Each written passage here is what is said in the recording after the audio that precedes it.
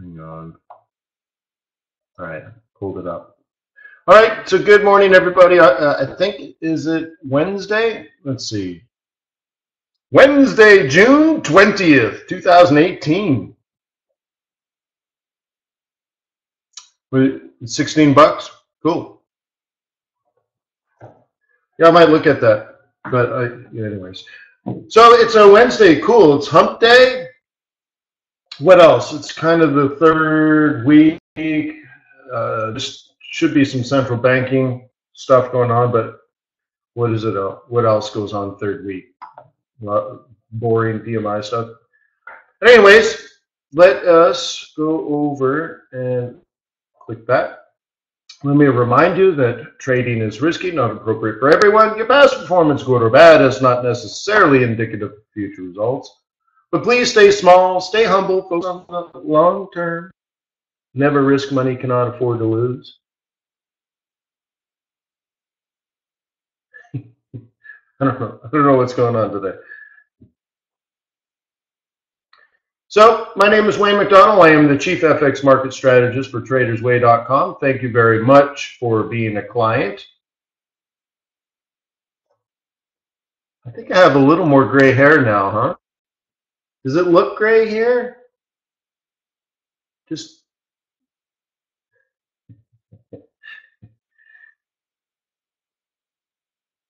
Disney gray. Just remember, yeah.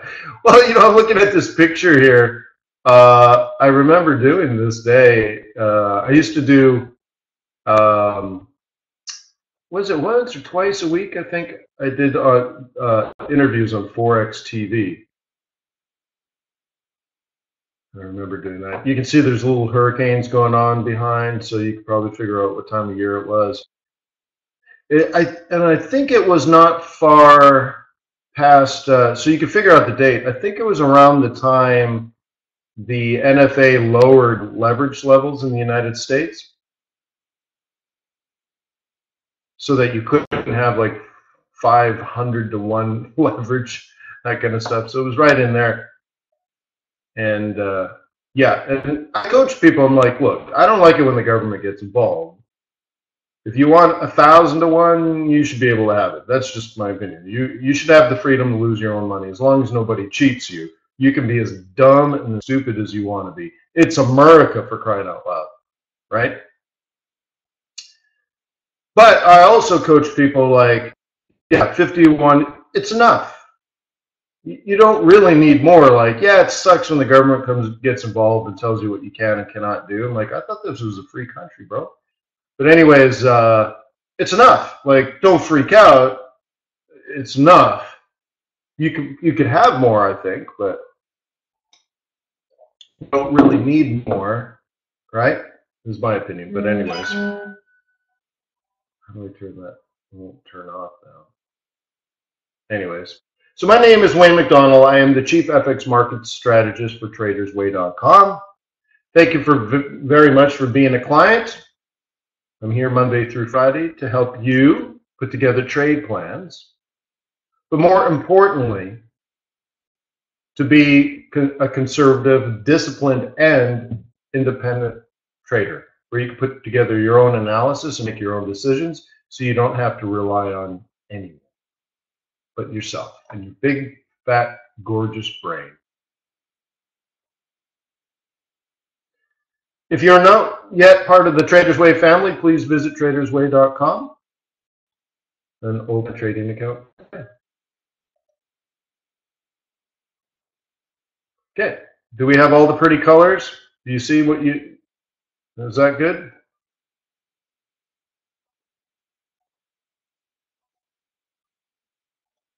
Cool, right on. So pig, let's just start with this point. This is pound yen. No, pound dollar, sorry. This is pound dollar. Okay. Is it plausible at some point you were a bear?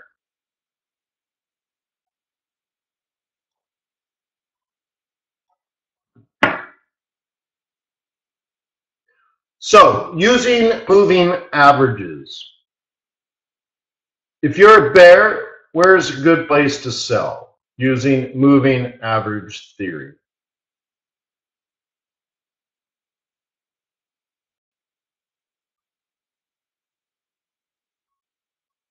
Yeah, it's not just 4 hour, Craig. It's every 21.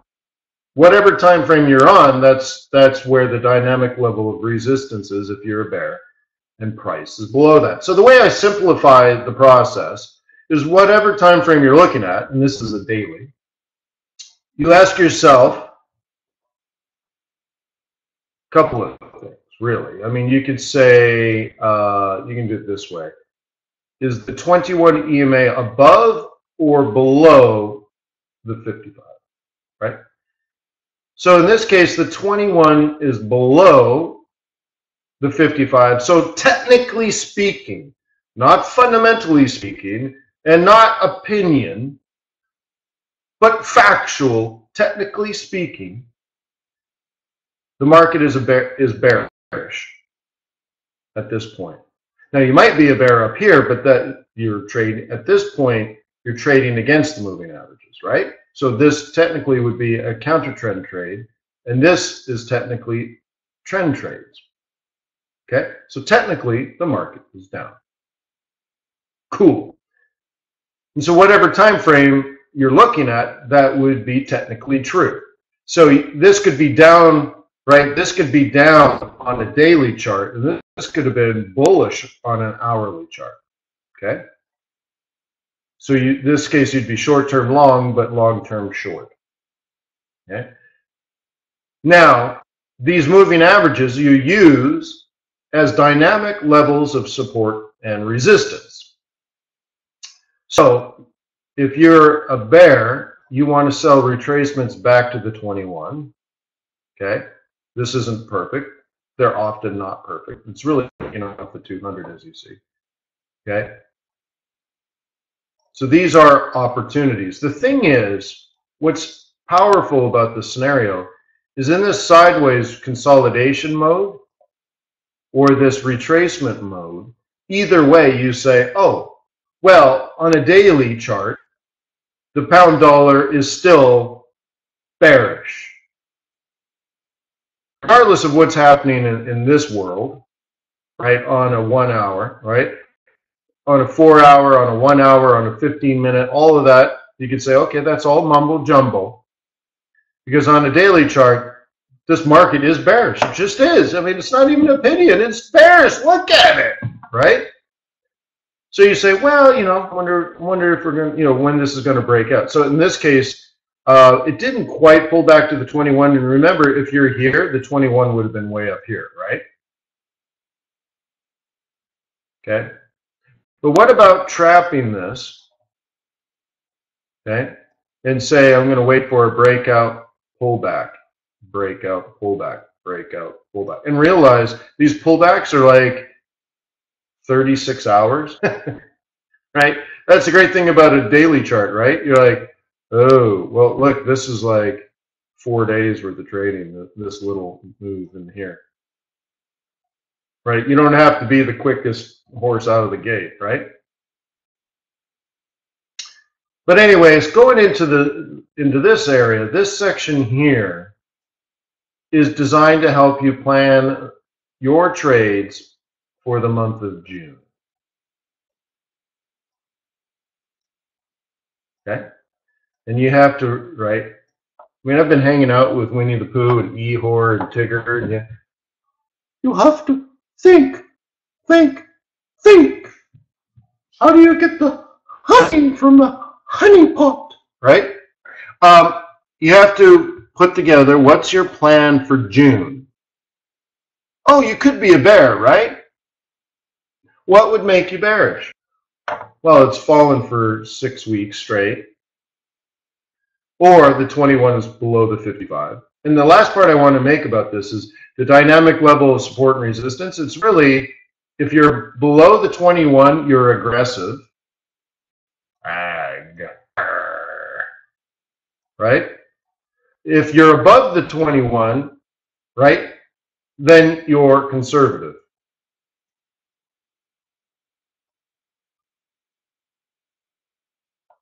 Okay? Nobody liked the Winnie the Pooh?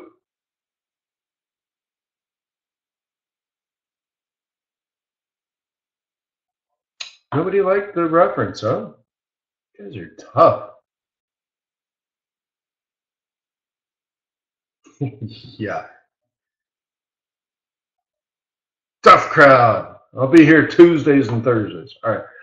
So anyways, you could be a bear, right?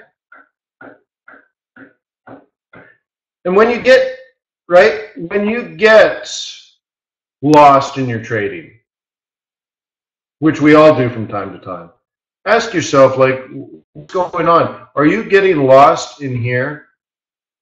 Are you getting lost in your 15-minute chart, in your 1-hour chart? And you traded really well in here, but you didn't trade. You lost a bunch of money in here, and then you're going the wrong way in here, right? And now you're going the wrong way here, and it worked really well. Then this got choppy. Then you're looking the wrong way, and then you got on the right way, and then it's going the wrong way again. And all of a sudden you're like, damn, 2 months went by, and right, you did well here and kind of gave it all back sort of in here, and now you're big fat break even, right? If that is what's going on, it happens, right? Don't get upset at yourself, but realign your satellites. What's going on here? Okay. So going back to what we're looking at now, can you see that on May 30th, you had two choices for your June plan? So remember, May 30th, right? I got together with the swing trading group and we planned out June's plans. What are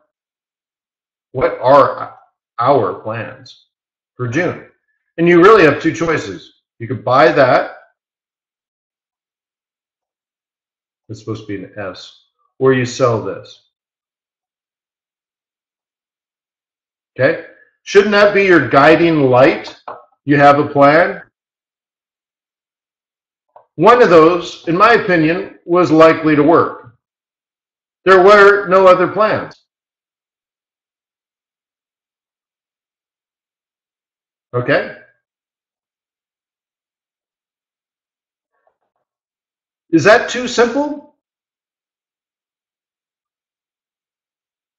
You're like, oh, that's crazy. That's just stupid simple.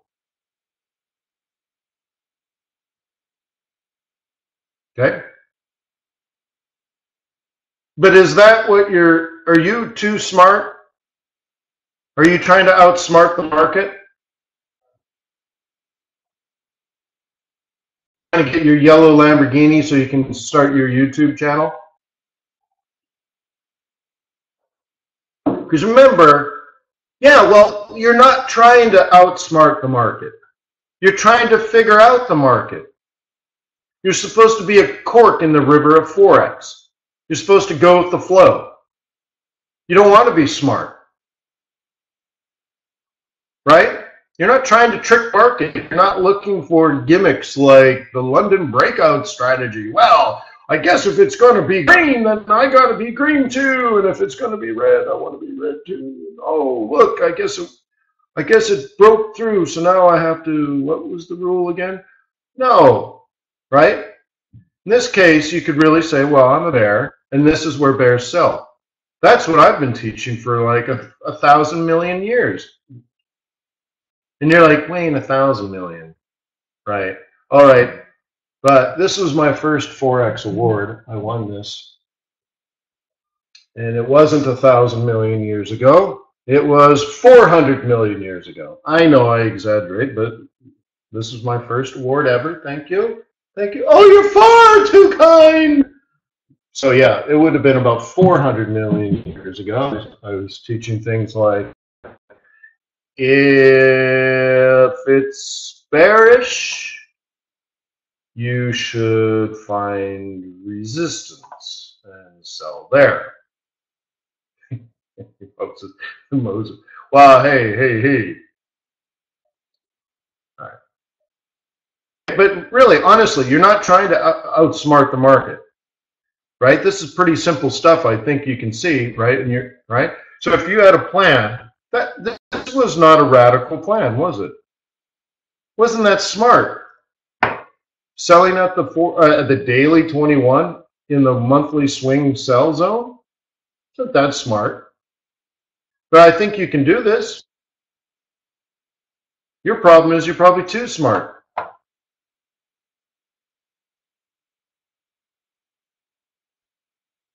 Yeah, right, Michael?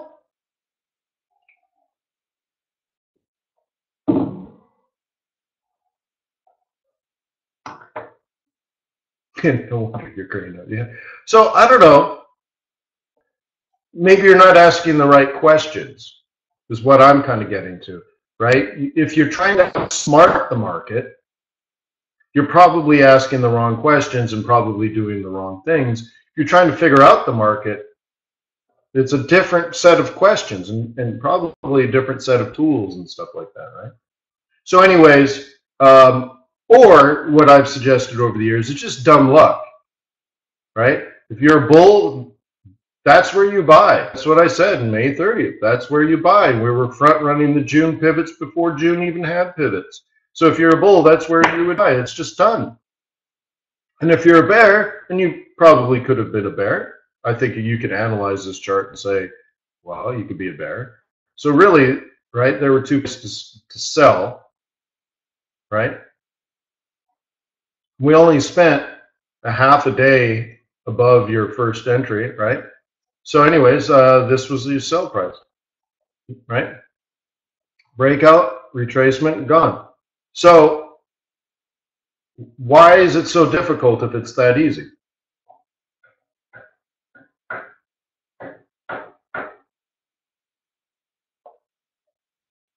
That's a question that you ask yourself, right?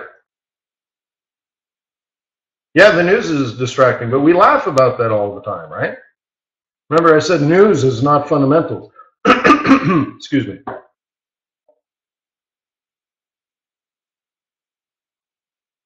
And didn't I ask somebody the other day, I said, give me one reason to be bearish on the pound. And they're like, Brexit. I'm like, good, done. Right? Good job. Right? Good. Now you have a bias. Doesn't even matter if it's right. As long as you have a bias, right? Anyways, let's memento mori. You can't beat a dead horse.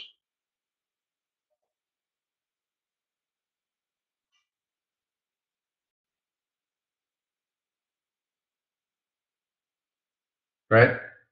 There's a shop in Disney World and it says memento mori on it. It's right next to the haunted house. My kids are like, look, Dad, memento mori. Everybody dies. That's fantastic Latin. Good job. You are right. Memento mori. Remember, everyone dies. You will die.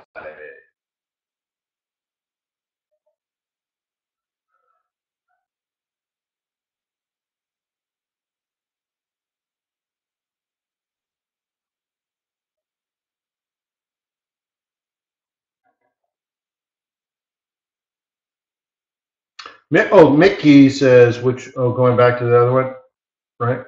Yeah. Well, but it's the next to the haunted house. Noki,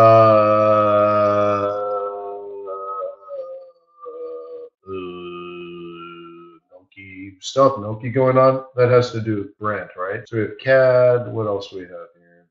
Let's change this USD Noki. I'm done with the whole Brent thing. What do you want to replace? Right? Noki is the new General Electric.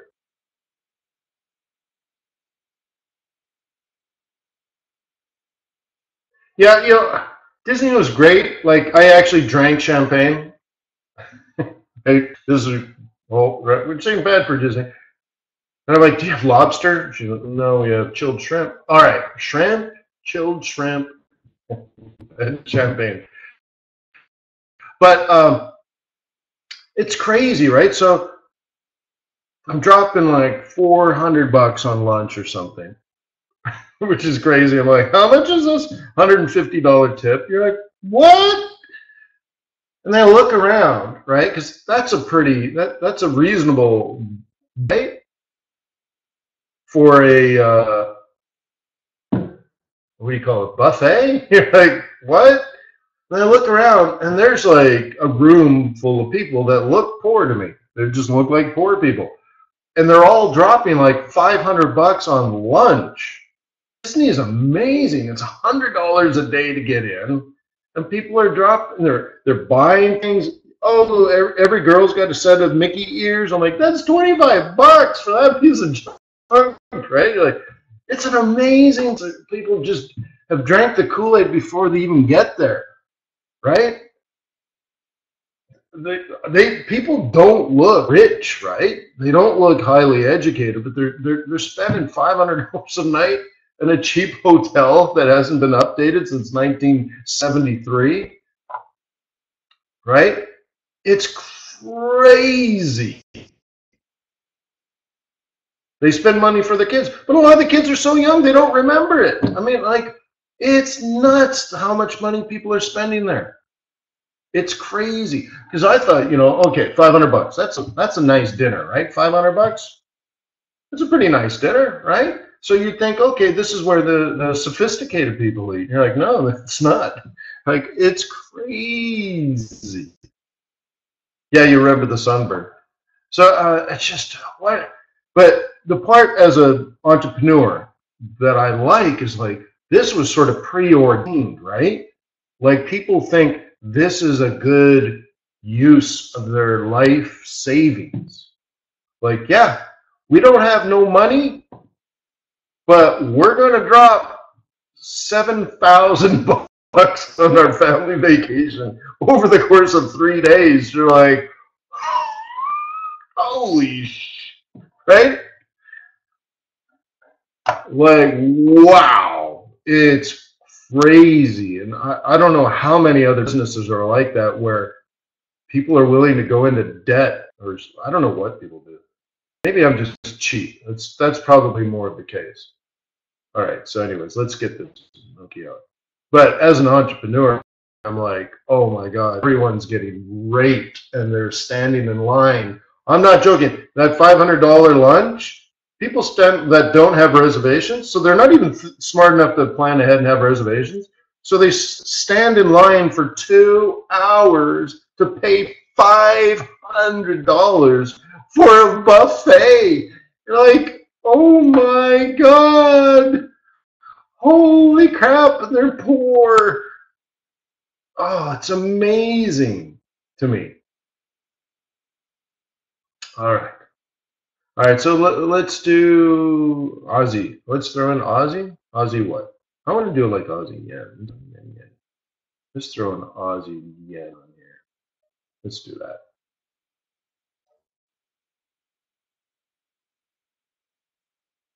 Okay. Yeah, it's branding. Yeah, it's just crazy amazing. Everyone at Disney is a millionaire. Crazy. All right.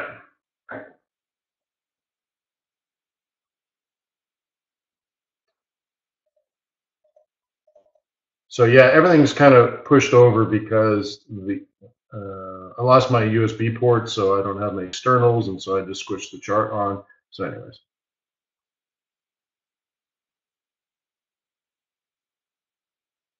Is it nice? Disney Sea in Japan?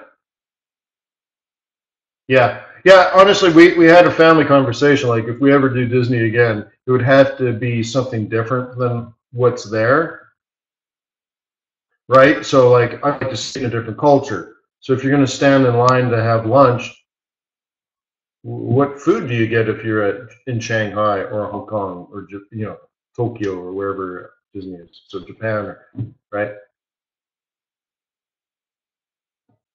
And Hong Kong seemed great. You just right at the airport, you just get on the train and it takes you straight to Disney. It's pretty cool. All right, so in here, off we go, HOTTOG. Okay, this is a daily chart, right? So we have to analyze this. Okay, there's some sort of support going on in there, and I define that with my magic handy-dandy pen, a handy-dandy marker. I don't know, there's something going on here, right? Cool.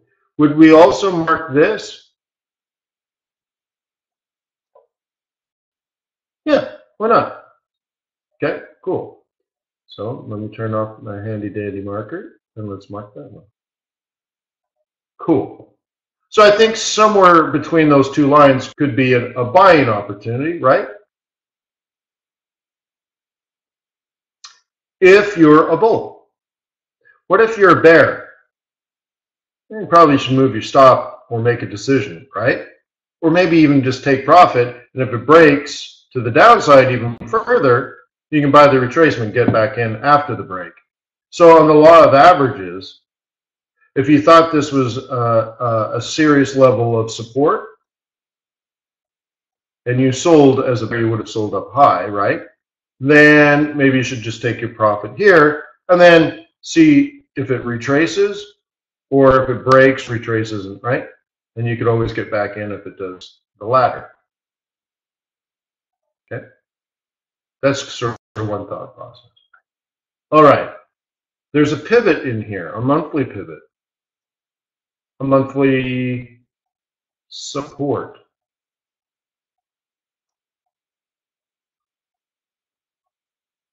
Pretty amazing that that's a support pivot, right? Not really. If you understand how pivots are calculated, you're like, well, yeah. You could probably just look at this chart and look at pivots. Okay? Like, for example, July's pivots look a lot like June's pivots currently, is because, well, we haven't made a higher high and we haven't made a lower low, so it wouldn't be radically different. And then why did the pivot drop if nothing radically has changed? Well, it's assuming if this is where it closes, right? But what if there's a dramatic change? It's the 20th. Let's say on the 30th, we're up here. And that's where it closes. Well, then this pivot will be over here, right? Because now it'll be up here. Because remember, it's high, this, low, which is this, and then the close. And the close currently is, well, we don't know where it's going to close. But right now it's calculating the close is low if it closed right now, so therefore that central pivot would drop. So yeah, you can look at this chart and go, oh yeah, in like less than a second, calculate next month's pivots. You just look at it and you're like, yeah. Same thing with the MACD. If I gave you this chart, could you draw the MACD for me? Here, draw me a MACD. I could calculate the MACD in my head.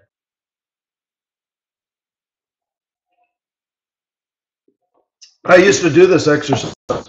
I haven't done it. So there is the one I'm thinking of, and it's, boy, it was a long time ago now.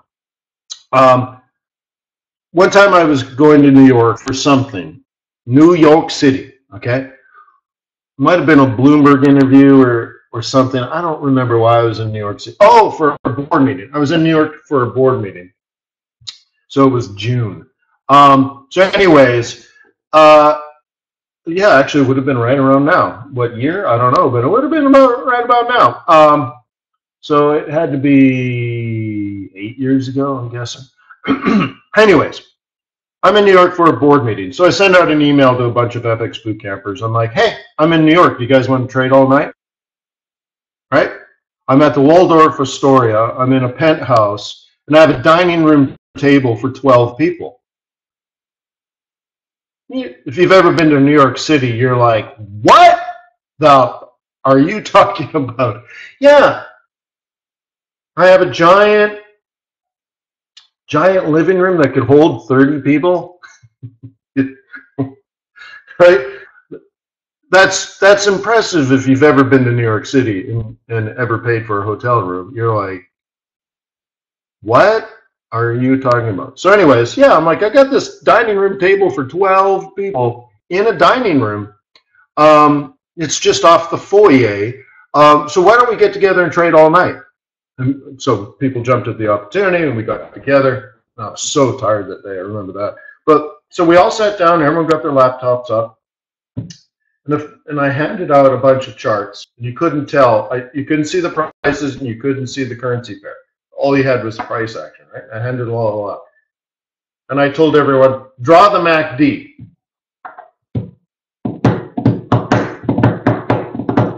Everyone had a difference. You're just like, just draw it. And you need to be, I think, you should be good enough to draw that. Yeah, that's not impressive. All it tells me is you know what MACD is. Besides some squiggly lines, and I'll ask someone, well, what is MACD? Oh, it tells you where to buy and sell. And I'm like, it doesn't tell you jack. What's the math, bro? Oh, well. Right? Yeah. So if you don't know like MACD, then why do you use it? Oh, well, it tells me where to buy and sell. It doesn't tell you where to. What does your EMAs tell you? To buy and sell? No, they calculate the exponential moving average or the simple moving average. You should know it. What is stochastics? Right? I mean, just you should know how I can look at this. I can draw the stochastics. I can look at this and draw stochastics. Is it because I'm like super smart? That's not the point I'm trying to make. Like, you should actually know what your tools are telling you so that you get better at understanding what the tools are trying to, like what they mean. Like, what is the algorithm? What's the point of using stochastics if you don't actually know what it's telling you? Oh, it tells me overbought and oversold conditions for price. Look, I made that up. I made that up. I was sitting, eats coffee. And I'm like, how do I describe this to a lay person?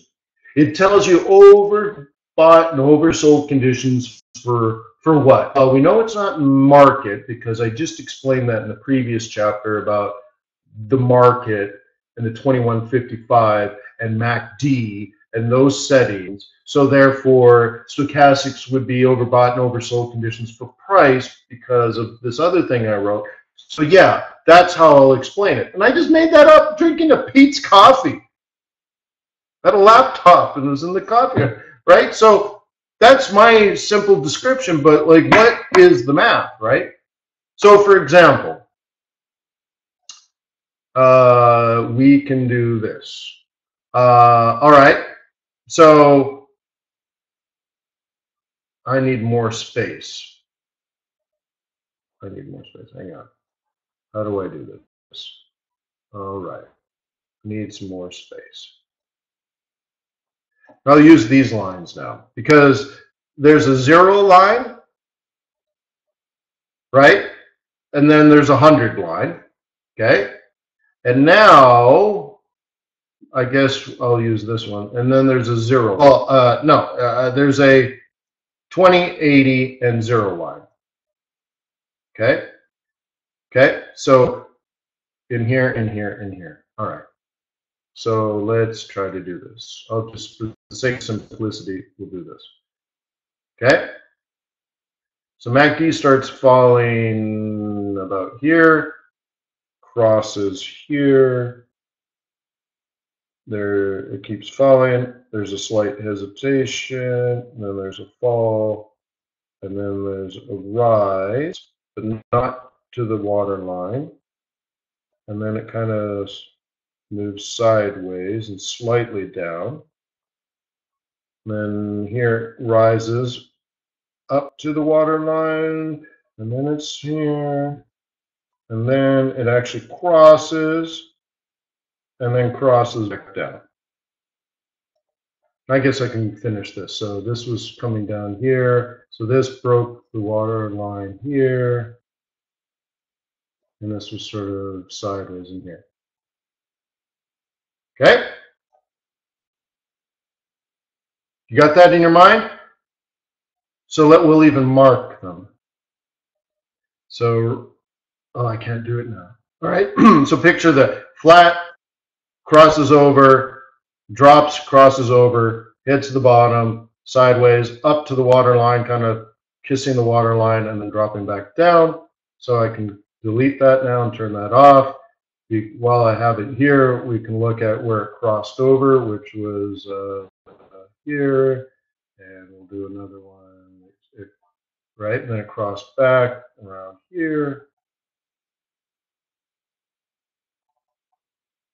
Okay, these are waterline crosses, and then sort of in here, and then back again here. Okay, just trying to get all this. Okay, you got that in your mind?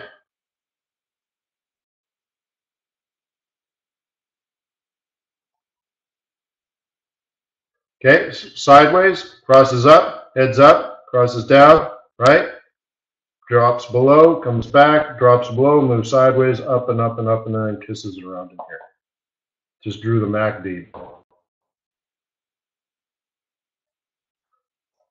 Easy. Absolutely boring easy. If you know what the math is telling you.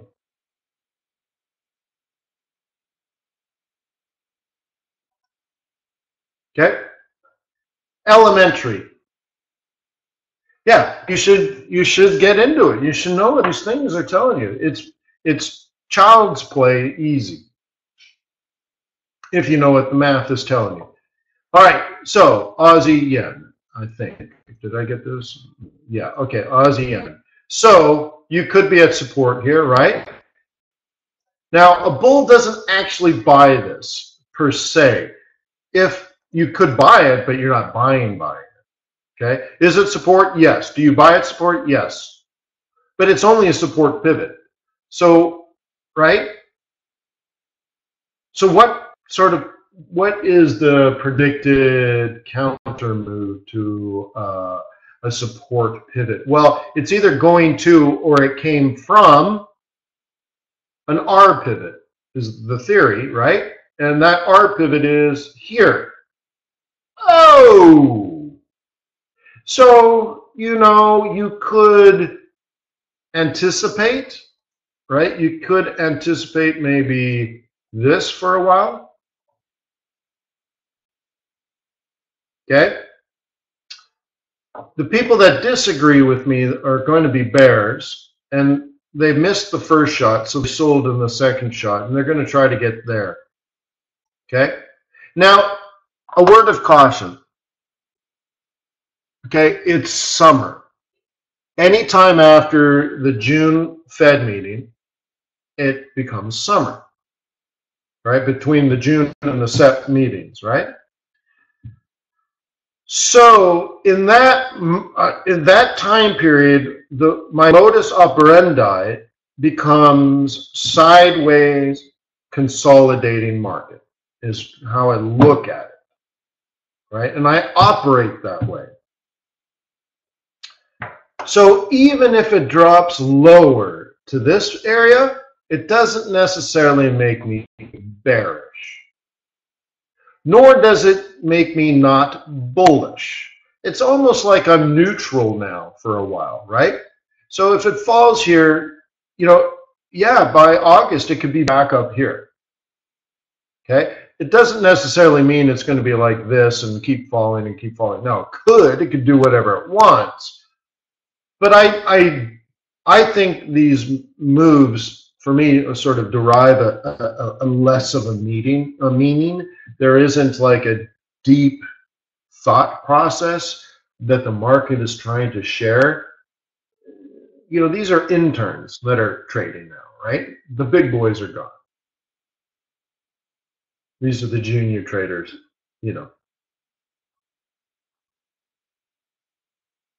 Yes, Rob, and yesterday's too. For some reason on my travel laptop, tried to log into the YouTube account, and it's like, you have to use a real email address. I'm like, it is a real email address. So I checked to make sure there were no spaces and all that kind of stuff. It's like, it was telling me that my email address was not like written incorrectly. It was weird. Okay. Oh, you posted on the, yeah, okay, but it doesn't go into the stream on the website anyways. Yeah, Rob, that's exactly right. So don't like get caught up into the deep meaning of the market, because you're smart enough. Well, you'll come up with some deep meaning, and there is no deep meaning, but you're smart enough to come up with one,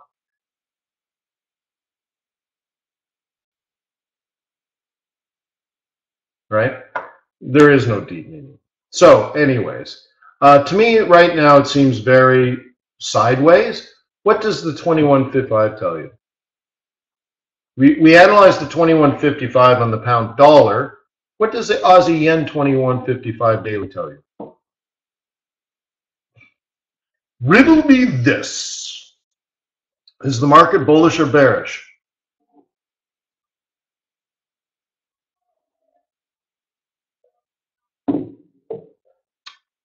It's sideways. It's not bullish or bearish, it's neutral. Okay? So you might say, well, you're looking at this, you're like, well, the 21 is below the 55, so Wayne said it was bearish. No, bro. No. All right. Right? Don't be so mechanical. This is bearish. Okay? And this, by the way, predicts a double bottom. Right? Remember I just explained? If the 55's in control, it predicts a double bottom. And then what? Now we're stuck in not making higher highs and not making lower lows. Look at the 21.55.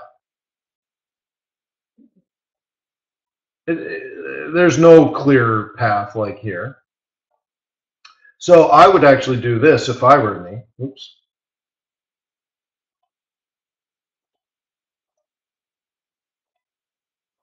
Okay. You don't even need the 200. There's no trend. There's no market. Okay. Yeah, but trade wars. All right, fine. These things lag like months, even years. So like we're going to get good GDP numbers from the weak dollar last year. That produces good GDP numbers this year. And you're like, the dollar's been strong for a while now. Yeah, well, we're talking about economics from last year, which is like a blink of the eye in terms of economics. So anyways, I look at this and I would just treat this as sideways. Now, it's interesting that the top is an R and the bottom is an S, but then again, you would just say, well, that was last month's high, right? And this was last month's low. So maybe it's not a coincidence that that's the S and that's the R. Maybe that's how it's actually calculated. And you're like, oh, snap, that makes sense. That's cool, right? You're like, maybe it's not a coincidence that that's the low and that's the high. Maybe that's how it's calculated. Cool. So anyways, there's no clear direction at this time. Do you want to guess? Do you want to outsmart the market? Let's outsmart the market. Which way do you want to bet your life fortune? Which direction you want to put your kid's college fund on? Get your spouse's diamond ring and throw it down. No. There is no up or down. Right? So I wouldn't guess this. Oops. Mentally, I look at it this way.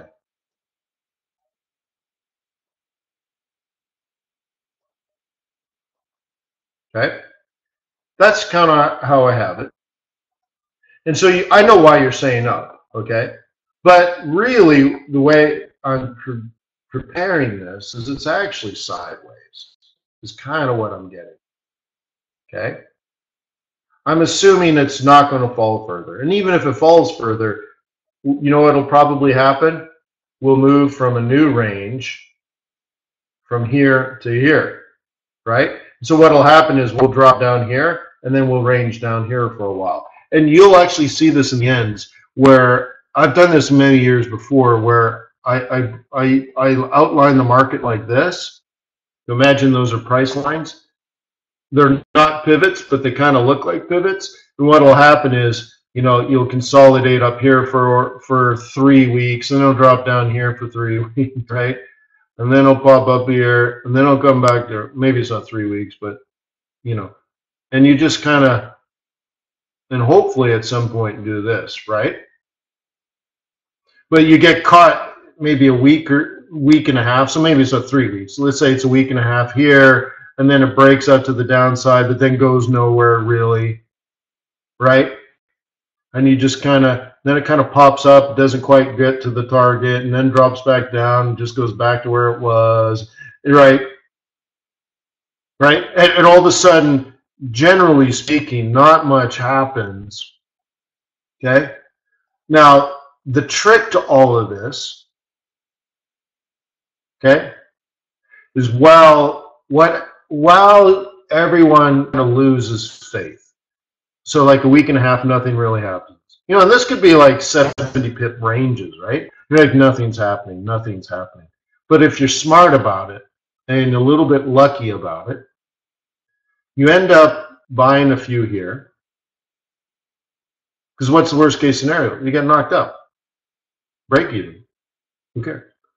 And then it busts up and you're like, cool. You buy a few more here. And your old stops are down here. Now you get some new stops here. And then there's another kind of move, and you buy a couple more here. And while everyone in here is complaining that nothing is happening on the yen pairs, you quietly build up 2 here, 2 there, and all of a sudden you have 6 open trades, all profitable, all stops at break even, and then, right, and then September or October comes in here and the market really takes off because now all the volume and volatility that was lacking during the summer is back on full force, and all of a sudden you'll build up 10 trades, but the first one's up 500 pips, and these pair, there's 2 more here at 400 pips each, and 2 more at 300 pips each, and then 2 more at 200 pips each, and they're all going up. Right? And then you find yourself at the end of the year with 15 open trades, right? And 8,000 pips.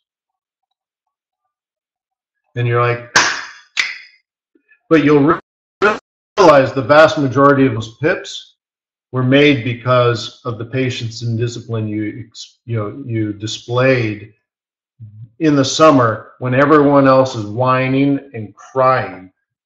You can't trade Forex. Volatility's dead. I'm going to Bitcoin. While everyone is whining like a little child, you're doing your job and you're setting things up. Right? One mediocre trade at a time. Yes, you'll get a lot of break-even trades, but you're doing your job. Yeah. Kind of like selling real estate overseas, right? They tell you it can't be done.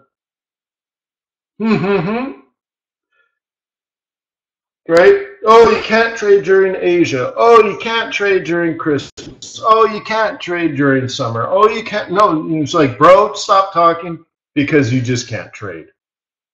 Right? You know how awesome Christmas can be for trading? Oh my God.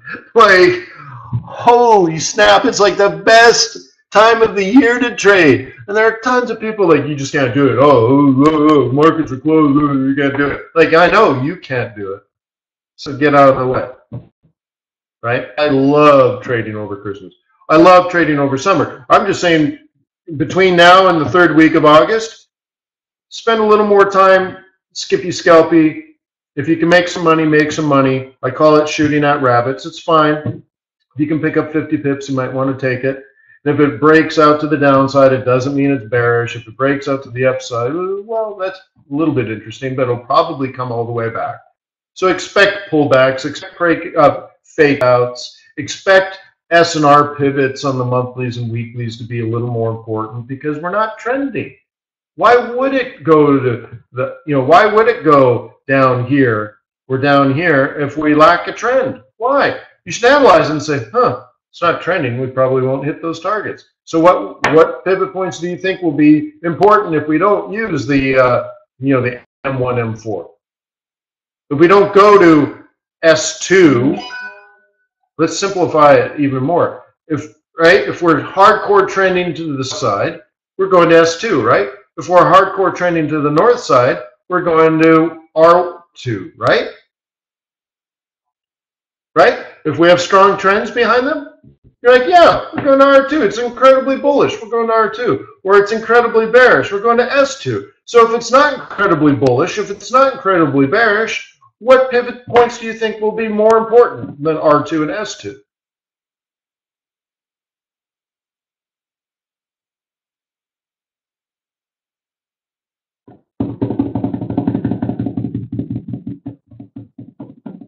It's a question, guys.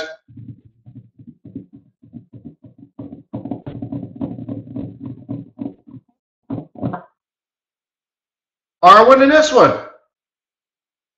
Holy snap, you could put that in a book. No, I beat you to it. Right? Cool, but you don't have to be a rocket surgeon to figure that out, right? Now, I did work at NASA, but besides that, okay, that will probably be important for a while until we break. And I hope global macroeconomics improve when we break to the upside, but what if we do get in a filthy, nasty, sinking trade war? Well, that wouldn't be good for trade, so maybe it comes down this way. I don't know. That's why people hire us to watch the markets and stay informed and make logical, intelligent, and sometimes tough decisions, and then display the patience and discipline to carry out the strategy. And everything else is just amateur hour, right? Liquidity events for those that do actually have plans. Patient, persistent, and prudent. So, anyways, I'm going to go. I'll see you tomorrow. Thank you for being on my team. Thank you for being a client to TradersWay. And for everyone that took advantage of summer school, I hope you're enjoying the videos. There's a lot of videos. I don't even know how many. 30 hours, 40 hours. Can I upload this to YouTube? Yeah, I will. Yeah, Brooke's enjoying the videos. Right on, Brooke. Brooke.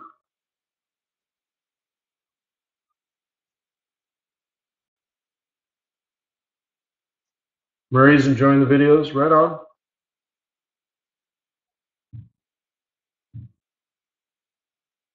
Thank you, RJ.